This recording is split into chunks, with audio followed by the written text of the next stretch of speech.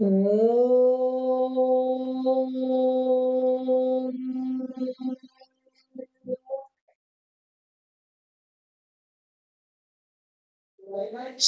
गुरु आख्यान. अवधूत चिंतन श्री गुरुदेव दत्त. गुरुर्ब्रह्मा गुरुर्विष्णुर गुरुर्देवो महेश्वरः. गुरुः साक्षात् परब्रह्म तस्मै श्री गुरवे नमः. परमहंस परिव्राजकाचार्य श्रीमद सद्गुरु वासुदेवानंद सरस्वती स्वामी महाराजांना माझा साष्टांग दंडवत. सर्व भक्तजनांना माझा साष्टांग दंडवत. आज मार्गशीर्ष पौर्णिमा, दत्त अवतार आजच्या दिवशी झाला आणि त्या दत्त अवतरणाचा सोहळा आज आपण सगळेजण साजरे करत असतो. अध्यात्म क्षेत्रात गुरु परंपरा ही सर्वश्रेष्ठ परंपरा मानली जाते. ही परंपरा मूळ शिवापासून सुरू झालेली असून ज्ञान, त्याग आणि वैराग्य हे या परंपरेचे मूळ वैशिष्ट्य आहे. आपले जीवन सफल होण्यासाठी अपरोक्ष ज्ञानाची प्रचिती आपल्याला कशी येईल, त्यातून आपण ज्ञानी कसे होऊ, बुद्धिमान कसे होऊ याचा प्रयत्न केला पाहिजे. कारण आपल्या जीवनाचा उद्धार आपणच करून घ्यावा लागतो. भगवद्गीतेत भगवंत म्हणतात, उद्धरेत आत्मना आत्मानं. लहानपणापासून आपल्याला अनेक गुरु मार्गदर्शन करतात, पण जीवनाचा उद्धार होण्यासाठी परंपरेतील गुरु, सद्गुरु लाभणं हे गरजेचं असतं. कारण तेच फक्त आपला उद्धार करू शकतात. सत शिष्याला पाहून त्याची आंतरिक तळमळ लक्षात घेऊन सद्गुरु त्याला जे ज्ञान प्रदान करतात आणि मोक्ष प्राप्तीच्या मार्गावर आणून सोडतात, त्यालाच आत्मज्ञान म्हणतात. समर्थ रामदास स्वामी म्हणतात, ज्ञान म्हणजे आत्मज्ञान पाहता आपणासी आपण.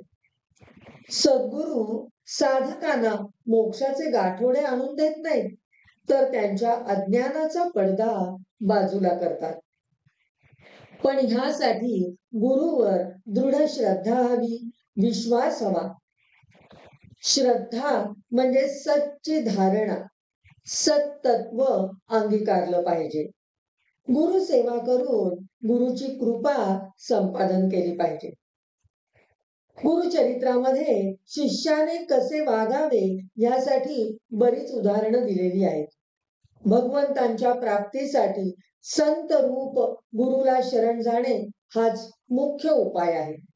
ईश्वराच्या प्राप्तीसाठी संतांना सद्गुरूला शरण जाणेच श्रेयस्कर म्हणून संत कबीर म्हणतात, गुरु गोविंद दोऊ खडे काके लाग उपाय.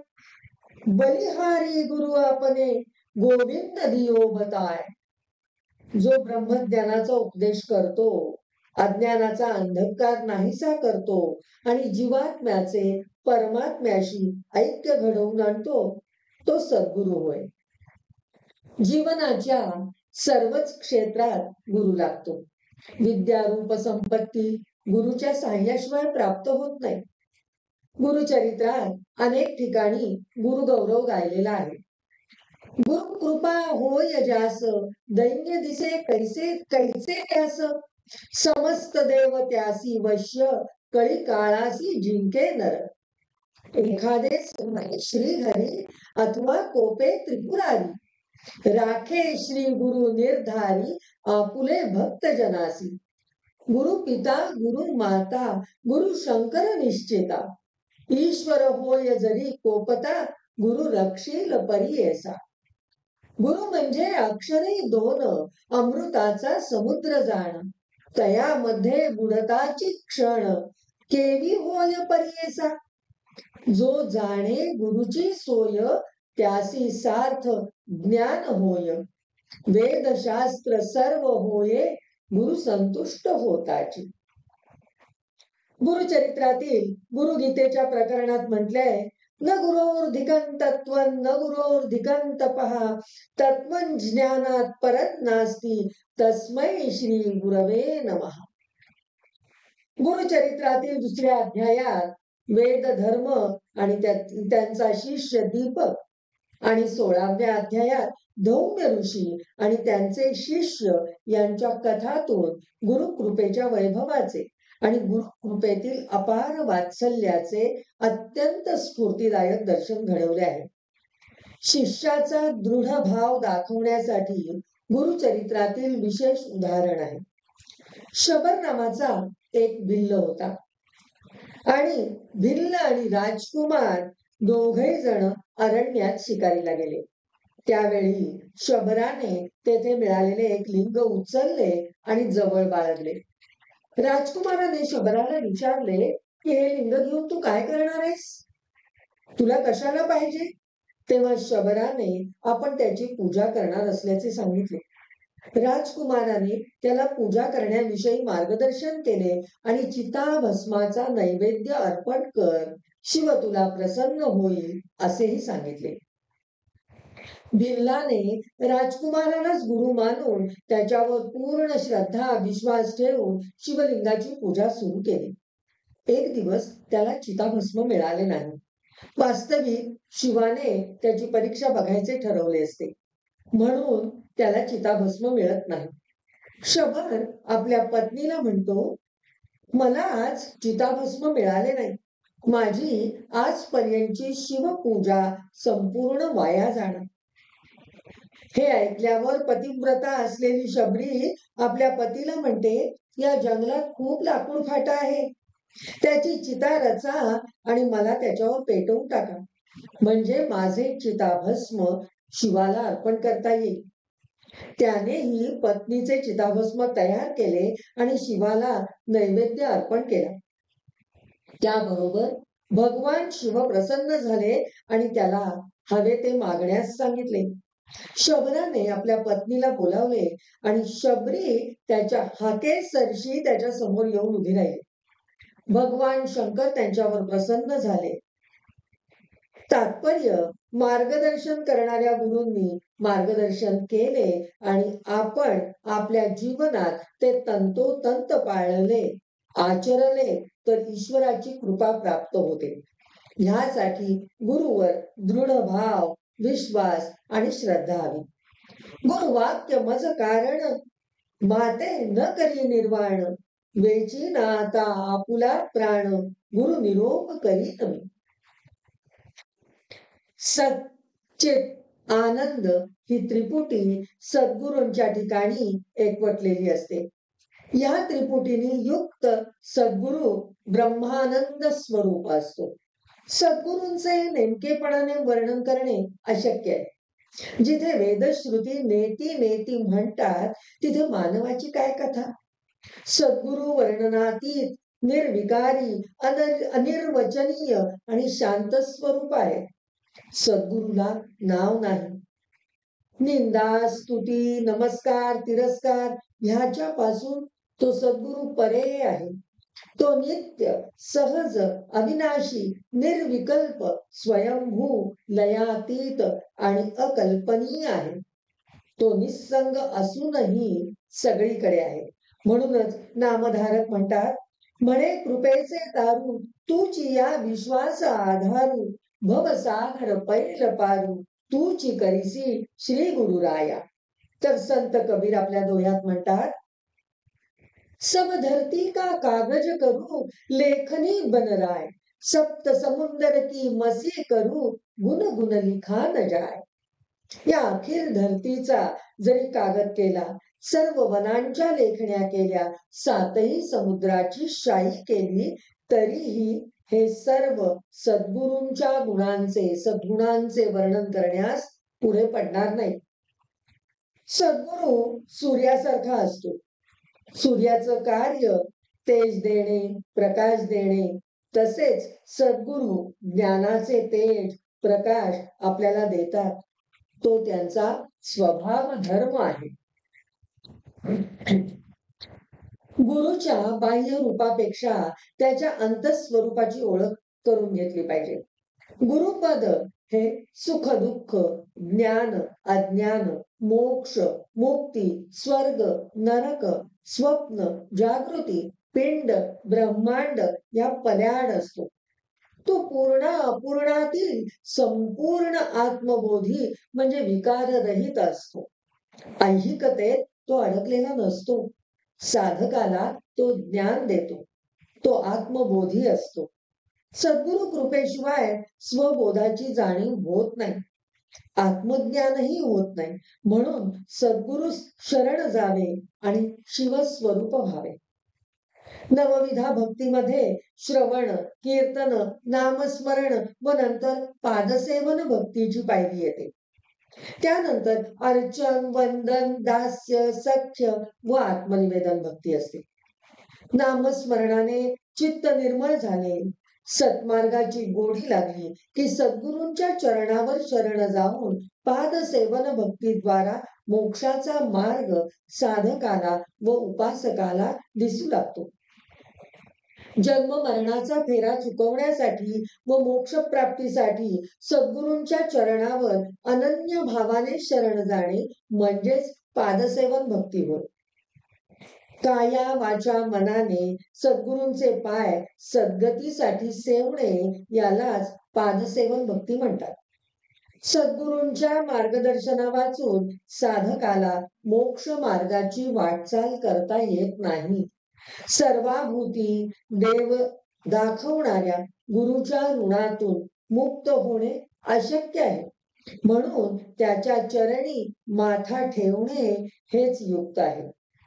एकनाथी भागवतात संत एकनाथ म्हणतात, ज्यांचे घेता चरण तीर्थ चारी मुक्ती पवित्र होत. श्री दत्तात्रेय हे गुरुस्वरूपात सर्वत्र संचार करत असल्यामुळे दत्त महाराजांच्या उपासनेत मुख्यतः पादुकांच्या पूजनाला जास्त महत्व दिले जाते. गुरुतत्वाचे मर्म पादसेवन भक्तीत आहे. म्हणूनच आपण दत्त भक्त प्रार्थना करतो, ज्या ज्या ठिकाणी मन जाय माझे त्या त्या ठिकाणी निज रूप तुझे. मी ठेवितो मस्तक ज्या ठिकाणी तेथे तुझे सद्गुरु पाय दोन्ही. गिरनार, औदुंबर, नृसिंहवाडी, देवगिरी, तारेश्वर, गाणगापूर या ठिकाणी फक्त दत्तात्रेयांच्या पादुकाच आहेत. गाणगापूरला श्री गुरूंच्या निर्गुण पादुका आहेत.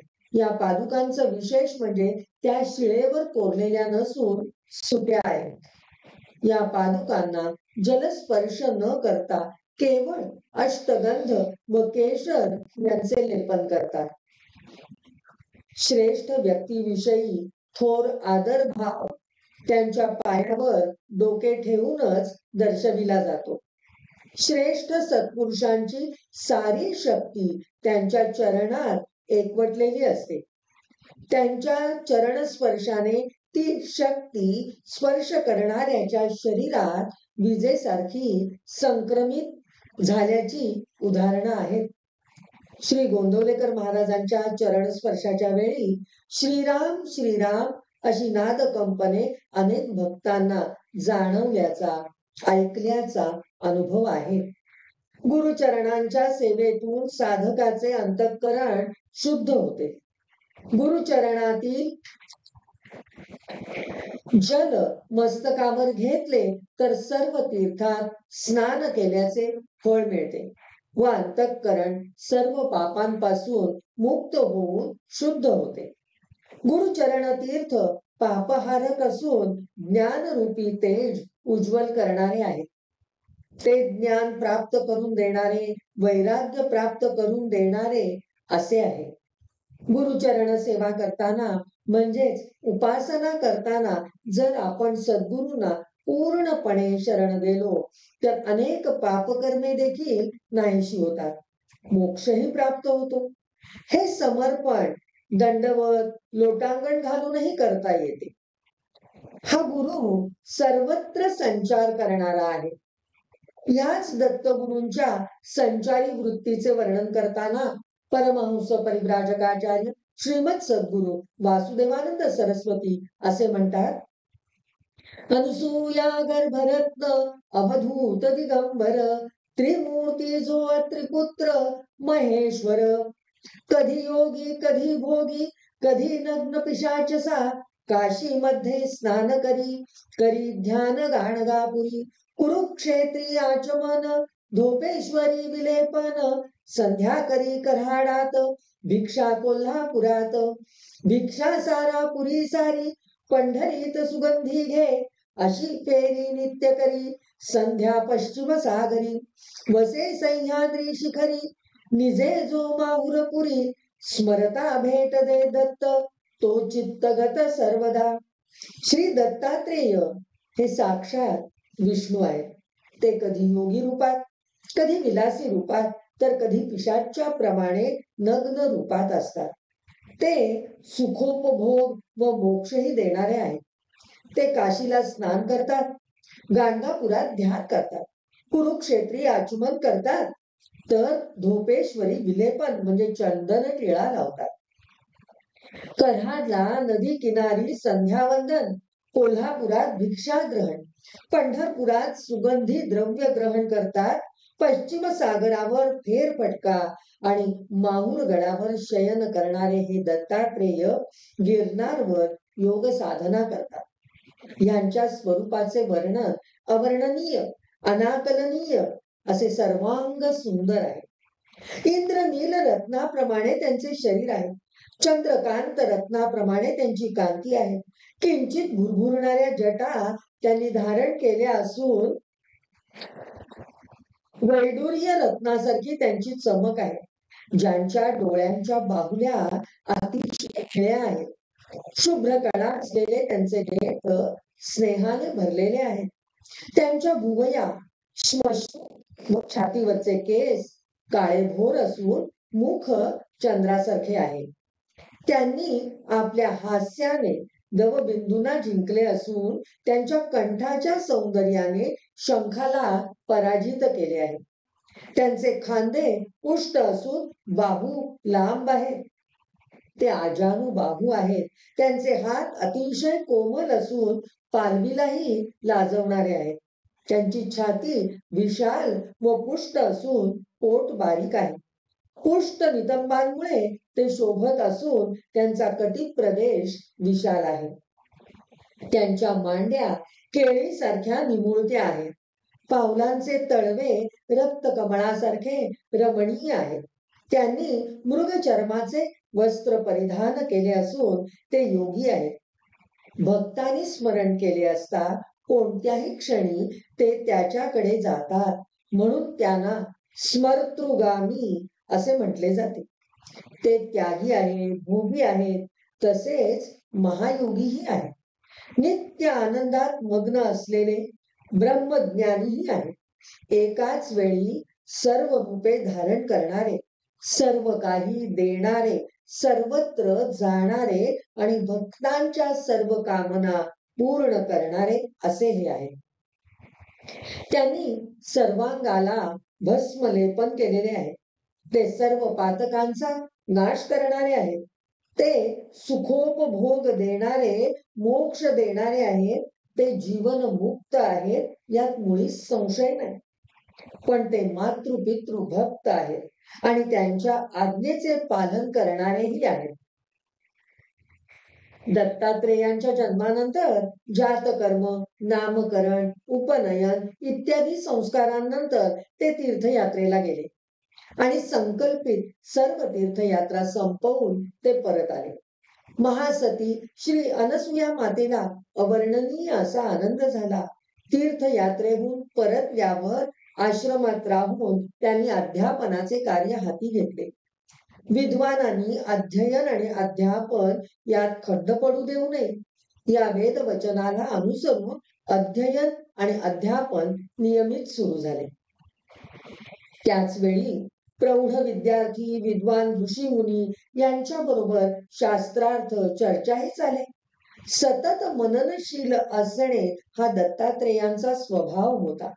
ते नेहमी मनन करत असल्यामुळे लोक त्यांना मुनी म्हणू लागले. दत्तात्रेयांसारखा विद्वान, देखणा, विविध कलांमध्ये निपुण असलेला जामात आपल्याला लाभावा असे अनेक वधूपी त्यांना वाटू लागले.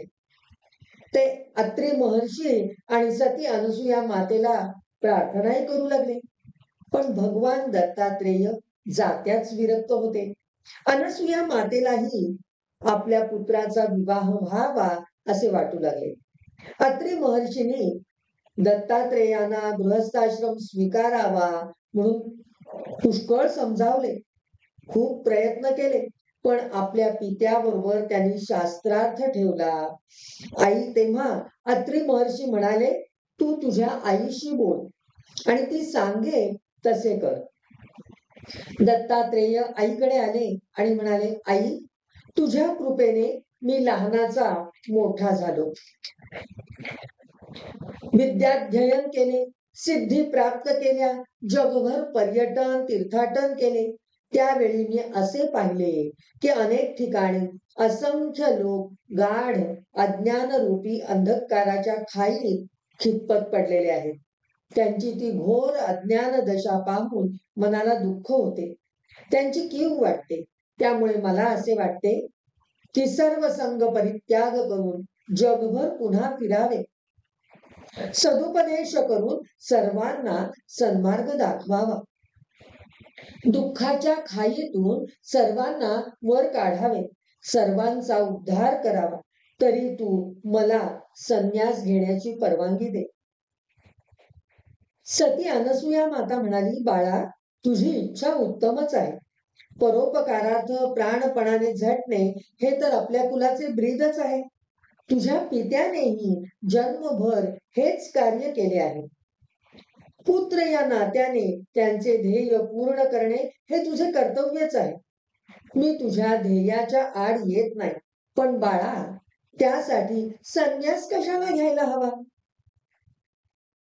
दत्तात्रेय म्हणाले, आई, मोहपाशात गुंतलेले मन आपल्या ध्येयाप्रमाणे एकनिष्ठेने कार्य करू शकत नाही.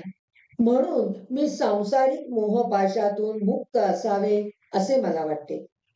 तेव्हा अनसुया माता म्हणाली, गृहस्थाश्रमातील सुख दुःखे अनुभवल्याशिवाय मनाला दृढ वैराग्य लाभत नाही. लोककल्याणासाठी समाजात राहून कार्य करावयाचे असेल तर गृहस्थाश्रमाचा स्वीकार करणे हेच श्रेयस्कर आहे. विलयाला गेलेल्या वर्णाश्रम धर्माची पुन्हा संस्थापना करायची असेल तर तुला गृहस्थाश्रमाचा अंगीकार करावाच लागेल. आपण जो उपदेश दुसऱ्याला करणार तो स्वतः आचरावाच लागतो. स्वतः वर्णाश्रम धर्माचे पालन न करता दुसऱ्याला त्याचा उपदेश करणे हा दंभ ठरेल. बाळा, तुला कोणी दांभिक म्हटले तर ते मला बरोबर वाटणार नाही. म्हणून तू गृहस्थाश्रमाचा स्वीकार कर. सर्व आश्रमांमध्ये गृहस्थाश्रम हा मोठा श्रेष्ठ आश्रम आहे. इतर सर्व आश्रमांचा गृहस्थाश्रम हा आधार आहे. गृहस्थाश्रमाचा स्वीकार करून आदर्श गृहस्थाश्रम चालव, पितृऋणातून मुक्त हो, मग चतुर्थाश्रम स्वीकारून जगाच्या कल्याणासाठी जगभर फिरत राहा. भगवान श्री दत्तात्रेयांना अनसुया मातेचा आदेश अमान्य करणे अशक्य झाले. अहम भक्त पराधीनः हे परमेश्वराचे ब्रीदवाक्य आहे. तो परमात्मा विश्वनियंता असूनही भक्तांचा दास बनतो. एक वेळ तो स्वतःची प्रतिज्ञा बाजूला ठेवतो, पण भक्ताचा शब्द मोडत नाही. दत्तात्रेयाने त्यामुळेच मातेची आज्ञा शिरसावंद्य मानून आई वडिलांचे म्हणणे मानले. अत्रि मुनी हे शिवतत्व स्वरूप होते, तर अनसुया ही शक्ती तत्व स्वरूप होती. कर्तृत्व, धर्तृत्व, हर्तृत्व आणि नियंतृत्व हे सर्व धर्मशक्तीच्या अधीन असतात. माता ही शक्ती स्वरूप आहे, म्हणून तिचा अधिकार मोठा आहे आणि म्हणूनच कुल, शील, वय, रूप, अनुरूप गुण हे लक्षात घेऊन श्री दत्तात्रेय प्रभूंचा विवाह एका ऋषिकन्येशी थाटामाटाने साजरा झाला. तुम्हाला सगळ्यांना आश्चर्य वाटेल की हे काही वेगळंच सांगतायत, पण ही सत्य गोष्ट आहे. भगवान श्री दत्तात्रेय हे महाविष्णूचा अवतार आहे. त्यामुळे दत्तात्रेय प्रभूंची भार्या होण्याचे भाग्य प्रत्यक्ष लक्ष्मीचाच अवतार असलेल्या ऋषी कन्येला लाभले. अग्निपुराणात वामांगी लक्ष्मी विराजत असलेल्या द्विभुज दत्तात्रेयांचीच अर्चा मूर्ती शिल्पकारांनी तयार करावी असे सांगितलेले आहे. भगवान श्री दत्तात्रेय हे सिंहासनावर विराजमान झालेले असून त्यांनी दोन्ही पाय खाली सोडलेले आहेत. डावा पाय शेषावर ठेवलेला असून उजवा पाय कासवाच्या पाठीवर ठेवला आहे. जणू काही धरणीधर शेष आणि मंदार पर्वताला आपल्या पृष्ठावर धारण करणारे कासव हे दोघेही भगवान श्री दत्तात्रेय यांचे पादपीठ म्हणजे सिंहासनावर बसले असताना पायाखालचा आधार आहेत. सद्गुरु भगवान श्री दत्तात्रेय हे लक्ष्मीसह सिंहासनावर विराजमान झालेले दिसत आहेत. आपल्याला अनघ दत्त, अनघा लक्ष्मी ही भगवंतांची दत्तात्रेयांची रूप माहिती असतील. त्या ठिकाणी सुद्धा आपल्याला दत्तात्रेयांच्या मांडीवरती अनघा लक्ष्मी बसलेली आपण पाहू शकतो.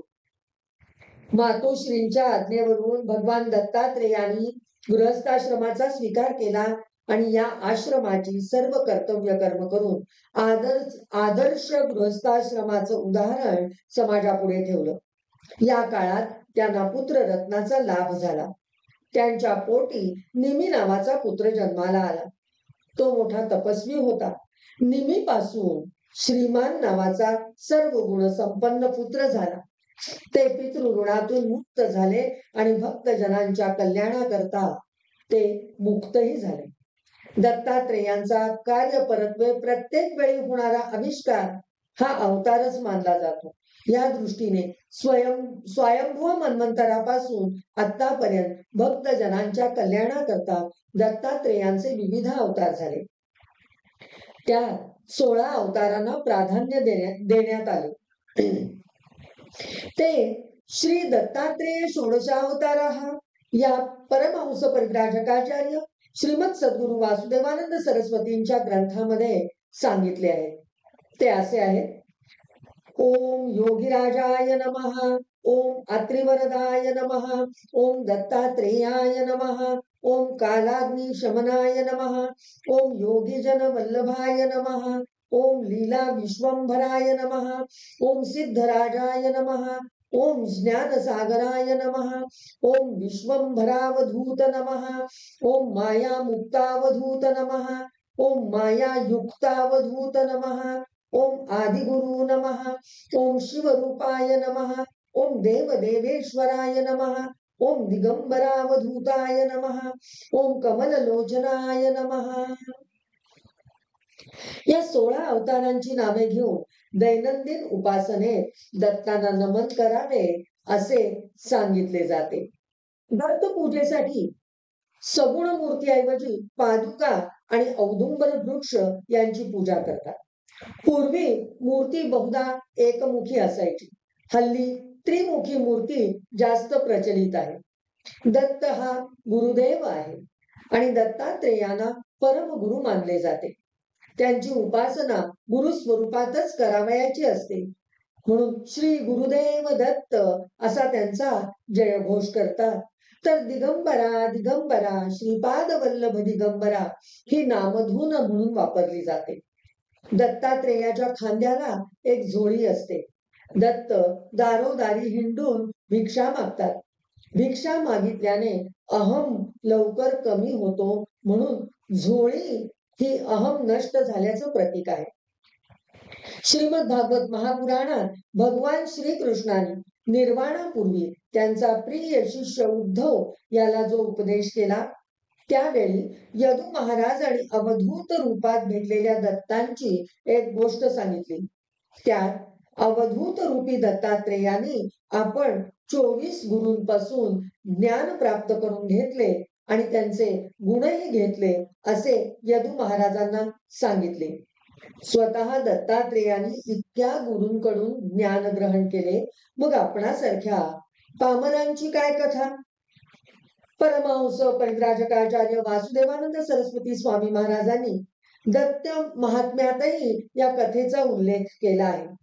ते म्हणतात, जो जो म्या जयाचा घेतला गुण, तो तो म्या तया गुरु केला जाण. याप्रमाणे व्यक्ती, वस्तू, पंचमहाभूते, प्राणी, पक्षी या सर्वांकडून श्री दत्त गुरूंनी गुण ग्रहण केले आणि ते गुरु असे आहेत.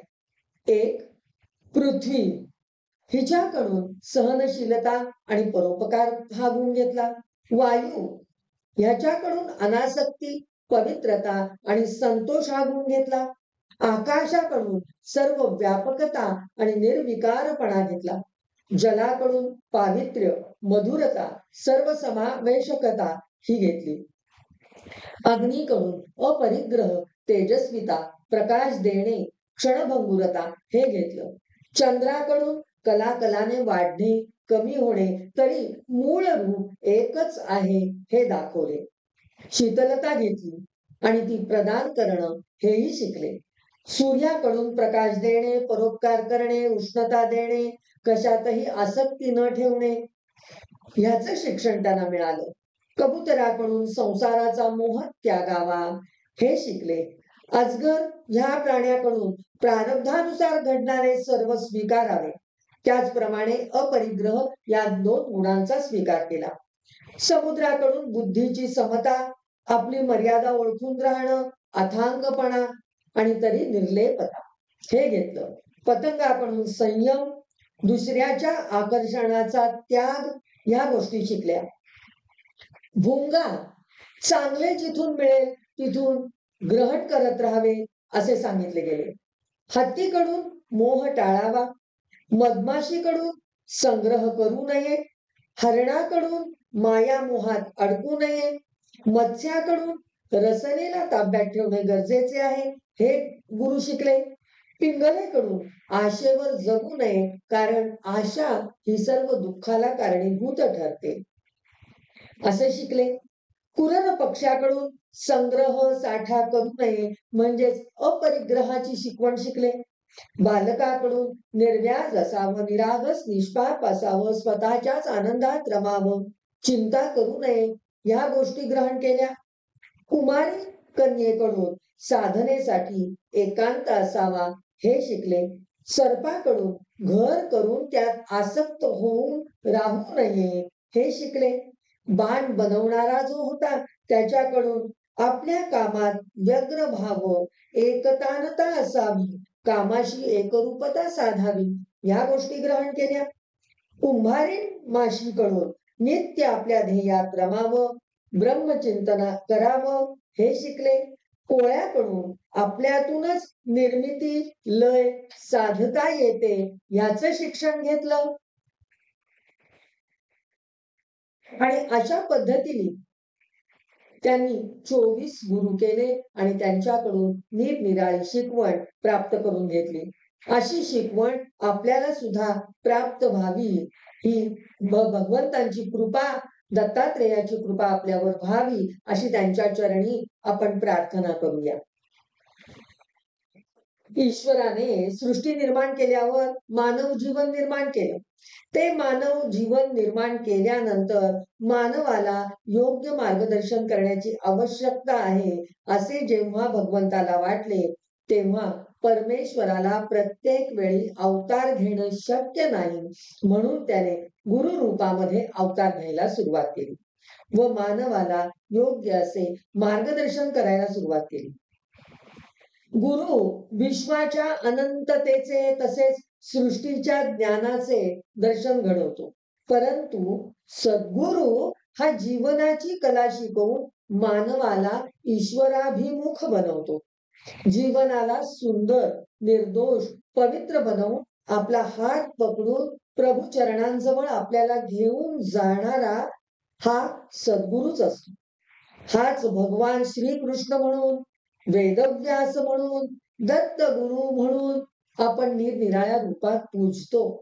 आज मार्गशीर्ष पौर्णिमा म्हणजे दत्तगुरूंचा अवतरण दिवस. या अवतरणाच्या विविध कथा आपल्याला पाहायला मिळतात. श्रीमद भागवत महापुराण एक कथा सांगते, गुरुचरित्र दुसरी कथा सांगते आणि दत्त महात्म्यात वेगळीच कथा आपल्याला पाहायला मिळते. या कथांमध्ये थोडाफार फरक आहे, पण मूळ मात्र सर्वांचं एकच आहे. श्रीमद भागवत महापुराणाप्रमाणे अत्रि महर्षी ब्रह्मदेवांच्या नेत्रापासून जन्मले, म्हणजे अत्रि ऋषी हे ब्रह्मदेवांचे पुत्र.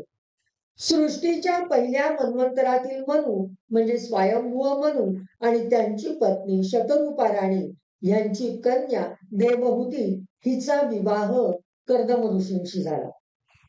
कर्दम आणि देवहूती यांची कन्या अनसूया हिचा विवाह ब्रह्मपुत्र अत्रि यांच्याशी झाला आणि त्यांना ब्रह्मानी प्रजोत्पत्ती करण्याची आज्ञा दिली.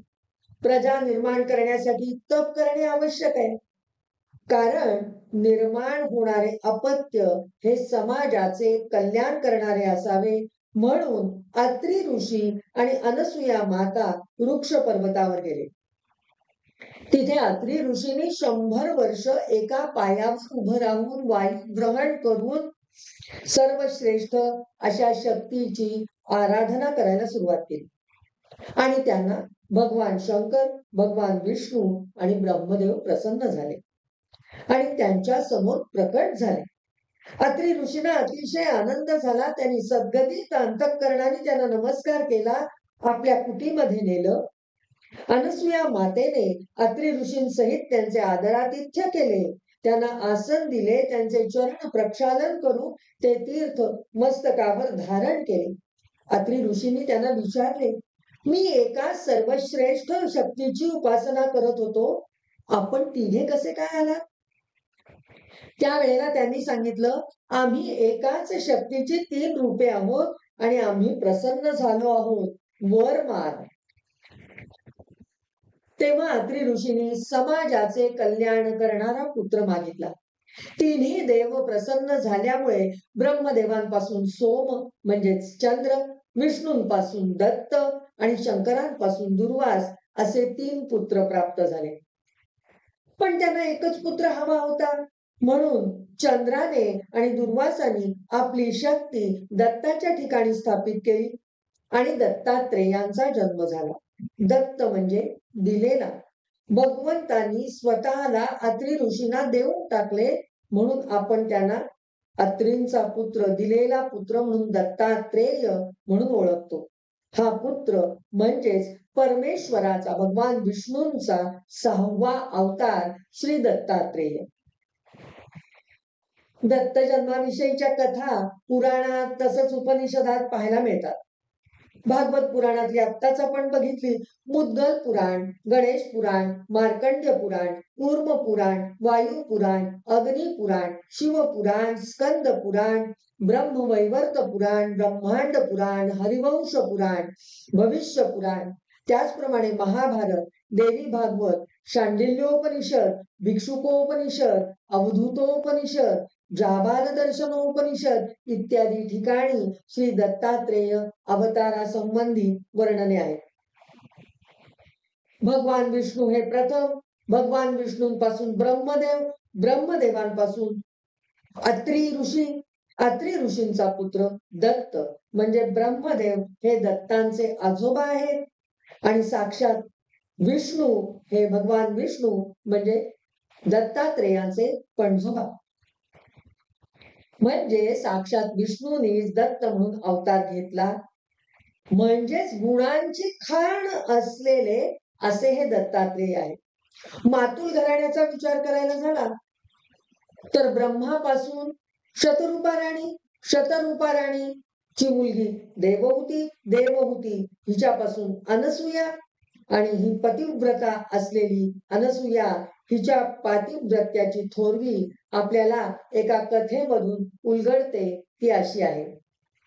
पती सेवा परायण असलेली कौशिक ब्राह्मणाची पत्नी आपल्या महारोगी व वेश्यागमन करणाऱ्या पतीला रात्रीच्या वेळी वेश्येच्या घरी घेऊन जात होती. त्यावेळी तेथे चोर समजून सुळावर यातना भोगीत असलेल्या मांडव्य ऋषींना कौशिकाचा धक्का लागला. त्या धक्क्याने कळवळून ऋषींनी कौशिकाला शाप दिला की सूर्योदय झाल्यावर तू मरशील. कौशिक ब्राह्मणाच्या पत्नीने आपल्या पतीला वाचवण्यासाठी सतीत्वाच्या प्रभावाने सूर्योदयच थांबवला. सर्व विश्वचक्र थांबले. सगळीकडे हाहाकार माजला. ब्रह्मदेवांच्या सांगण्यावरून सर्व देव अनसुया मातेकडे आले आणि अनसुया मातेने ऋषी पत्नीला आश्वासन दिले की ती सूर्याला उगवण्यासाठी आज्ञा दे, मी तुझ्या पतीला पुन्हा जीवित करेन. कौशिक ब्राह्मणाला जीवनदानही दिले. कौशिक पत्नीने सूर्याला घातलेल्या बंधनातून मुक्त केले. पुढे कौशिक ब्राह्मण हा रोगमुक्त झाला आणि आपल्या पत्नी बरोबर त्याने उत्तम संसारही केला. सूर्योदय झाल्यामुळे विश्वाचा कारभार सुरळीत सुरू झाला. यामुळे देव संतुष्ट झाले आणि त्याने अनसुया मातेला आशीर्वाद दिला की तुझ्या उदरी त्रिमूर्ती जन्म घेतील. ओवीबद्ध रसाळ अशा गुरुचरित्रात 4थ्या अध्यायातील दत्त जन्माची कथा ही नारद पुराणातील कथेसारखीच आहे. या कथेत पतिव्रता अनसुयेच्या सत्वहरण प्रसंगातून श्री दत्त जन्म झाला याचे वर्णन आपल्याला पाहायला मिळते. नारद मुनी हे ब्रह्मदेवांचे पुत्र म्हणजे अत्री ऋषींचे बंधू एकदा अत्रींच्या आश्रमात आले आणि आपल्या बंधूंचे तपाचरण आणि अनसुयेचे पातिव्रत्य पाहून प्रभावित झाले. तेथून ते ब्रह्मलोकात परतले तेव्हा ब्रह्मदेव आणि सावित्री समोर अनसुयेचे खूप गुणवर्णन केले. ते ऐकून सावित्री अनसुयेचा द्वेष करू लागली. हे अगदी सहज स्त्री सुलभ भावनेतून घडले. तेथून नारद कैलासावर गेले. तेथे शंकर पार्वती समोर पुन्हा नारदांनी अनसुयेचे गुणगान केले. पार्वती मातेला सुद्धा अनसुयेबद्दल असूया उत्पन्न झाली. पुढे नारद विष्णू लोकात गेले. अनसुयेचे गुणवर्णन ऐकून विष्णूला मोठा आनंद झाला, पण लक्ष्मी मात्र दुःखी झाली. सावित्री, पार्वती, लक्ष्मी या तिघीही अनसुयेच्या पातिव्रत्याच्या गोष्टी ऐकून मत्सराग्नीत जळू लागल्या आणि त्यांनी ठरवले की आपापल्या पतींना सांगून अनसुयेची सत्व परीक्षा घ्यायची. तिघी रुसून बसल्या. देव त्यांना मनवू लागले. तेव्हा त्यांना अनसुयेची सत्व परीक्षा घ्या म्हणून सांगितले गेले. स्त्री हट्ट पुरवण्यासाठी तिन्ही देव भिक्षुकाचा वेश घेऊन अत्री ऋषींच्या दारात अलख निरंजन माई भिक्षा वाढा म्हणून उभे राहिले. अत्री ऋषी घरी नाहीत असे बघूनच तिघे जण आले होते. अनसुया माता भिक्षा वाढण्यास येताच मातेकडे इच्छा भोजनाची मागणी केली. अनसुया माता भिक्षुकांना आसन देऊन स्वयंपाकघरात गेली. आपल्या पतीचे चिंतन करू लागली व थोड्याच वेळात त्यांना पाकसिद्धी करून जेवण वाढण्यास गेले. तेव्हा तिघांनीही आम्हाला नग्न होऊन अन्न वाढण्यास सांगितले. मूळ नग्न होणे याचा अर्थ लगेच आपण शब्दशः घ्यायचा नाही, तर मूळ स्वरूपात भिक्षा वाढण्यास सांगितले असा घ्यायचा. अनसुया त्वरेने स्वयंपाकघरात गेली. आपल्या पतीचे तिने चिंतन केले. अत्रींचे चरणोदक असलेले तीर्थ स्वतः प्राशन केले आणि आसनस्थ झालेल्या अतिथींवरही ते चरण तीर्थ तिने प्रोक्षण केले आणि मग विवस्त्र अवस्थेत त्यांना वाढण्यासाठी बाहेर आले. तेव्हा तीनही भिक्षुक अत्री ऋषींच्या चरणोदकाच्या प्रभावाने लहान बाळ झाली होती आणि भुकेने अस्वस्थ होऊन जमिनीवर रडत रडत लोळत होती. त्या लहान बाळांना पाहून अनसुया मातेला वात्सल्य दाटून आले आणि पान्हाही फुटला. पुन्हा तिने वस्त्र परिधान केले आणि एक एक करून तिघांचीही क्षुधा शांत केली. बाळांना स्तनपान दिलं आणि मग त्यांना अंगाई गाऊन पाळण्यात निजवलं. काही वेळाने अत्री ऋषी परत आले आणि पाळण्यात 3 बालके शांत निजलेली त्यांनी पाहिली. अंतर्ज्ञानाने त्यांनी सगळे जाणले आणि अनसुयेच्या पातिव्रत्याने ते संतुष्ट झाले. इकडे तिन्ही लोकात ब्रह्मा विष्णू महेशांच्या पत्न्या वाट पाहत होत्या. नारद मुनींनी त्यांना अत्रि ऋषींच्या आश्रमात घडलेली गोष्ट सांगितली. तिघी जणी आता अनसुया मातेकडे आल्या, तिची क्षमा मागितली आणि आपल्या पतिदेवांची मागणी केली. ब्रह्मा विष्णू महेशांनीही अनसुया मातेला वंदन केले आणि स्वस्थानी जाण्याची अनुज्ञा मागितली. तेव्हा अनसुया माता म्हणाली, तुम्ही मला माता म्हणून संबोधले आहे, तर पुत्र म्हणून तुम्ही येथे राहावे. तेव्हा ब्रह्माच्या लहान स्वरूपाला तिने चंद्र हे नाव दिले, विष्णूला दत्त तर शंकराला दुर्वास हे नाव दिले. आणि चंद्र आणि दुर्वास ह्यांनी आपली शक्ती विष्णू मध्ये स्थापन करून ते स्वस्थानी केले, तर विष्णू दत्त म्हणून तेथेच राहिले. असा झाला दत्तात्रेयांचा अवतार. श्री वासुदेवानंद सरस्वतींच्या मताप्रमाणे दत्तात्रेयांचे अवतरण हे माहुर क्षेत्रात झालेले आहे. ते म्हणतात, गोदावर्या महानद्या उत्तरे सिंह पर्वते सुपुण्ये माहुरपुरे सर्व तीर्थ समन्विते जजनेत्रेर अनसूयायाम प्रदोषे बुधवासरे मार्गशिष्या महायोगी दत्तात्रेयो दिगंबरा. नांदेड जवळ गोदावरीच्या उत्तर दिशेला सह्याद्रीची एक रांग पसरली आहे.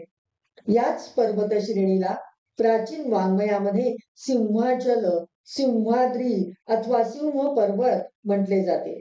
या पर्वताच्या कुशीत माहूर अथवा मातापूर नावाचे क्षेत्र प्रसिद्ध आहे. ते पद्मतीर्थ, मातृतीर्थ आणि सर्वतीर्थ अशा तीर्थांनी युक्त असून अत्यंत पवित्र असे क्षेत्र आहे. 3.5 पीठापैकी एक आदिशक्तीचे एक पीठ आहे. याच पावन क्षेत्रात सद्गुरु भगवान दत्तात्रेय यांचा अनसुया मातेच्या उदरी जन्म झाला. तो महिना मार्गशीर्षच होता.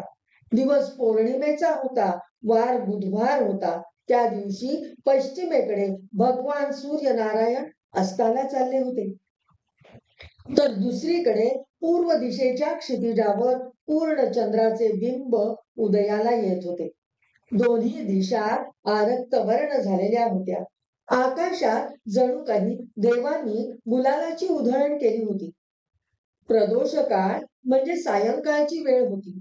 अशा सुमुहूर्तावर अज्ञजनांच्या अंतःकरणातील अज्ञान तिमिराचा नाश करण्याकरता प्रत्यक्ष प्रबोध चंद्र स्वरूप महायोगी भगवान श्री दत्तात्रेय अवतरले.